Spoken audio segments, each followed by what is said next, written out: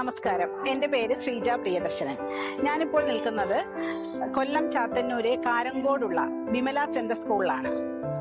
നമ്മൾ സാംസ്കാരികമായി ഒരുപടി മുന്നോട്ട് നിൽക്കുന്നത് അല്ലെങ്കിൽ മുന്നോട്ട് പോകുന്നത് എപ്പോഴും കലാപ്രവർത്തനങ്ങളിൽ അല്ലെങ്കിൽ പാഠ്യേതര പ്രവർത്തനങ്ങളിൽ ഏർപ്പെടുമ്പോഴാണ്.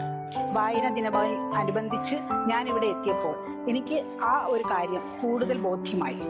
കാരണം ഇവിടുത്തെ അന്തരീക്ഷം, ഈ വിമല സ്കൂളിലെ അന്തരീക്ഷം എന്നെ വളരെയധികം സന്തോഷിപ്പിച്ചു.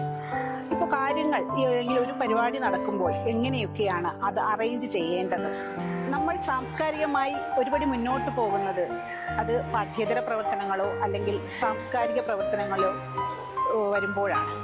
ആ ഒരു നിലയ്ക്ക് വിമല സെൻട്രൽ സ്കൂളിലെ കുട്ടികളും അധ്യാപകരും മാനേജ്മെൻറ്റും ഒക്കെ നന്നായിട്ട് ഈ ഒരു കുറേ കാര്യങ്ങൾ ചെയ്യുന്നുണ്ട്.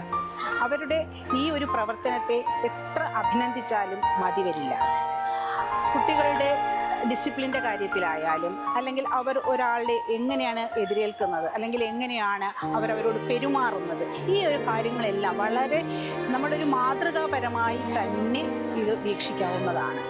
എനിക്ക് വളരെയധികം സന്തോഷം തോന്നിയ ഒരു കാര്യം, വായന ദിനവുമായി ബന്ധപ്പെട്ട് ഞാനിവിടെ എത്തിയപ്പോൾ ആ മാനേജ്മെൻറ്റിൻ്റെ ഭാഗത്ത് നിന്ന് പ്രത്യേകിച്ച് വൈസ് പ്രിൻസിപ്പാളായ സാറ് കവിത ചൊല്ലിയാണ് കുട്ടികളെ ആ ഒരു നിമിഷത്തിലേക്ക് കൂട്ടിക്കൊണ്ടുവന്നത്.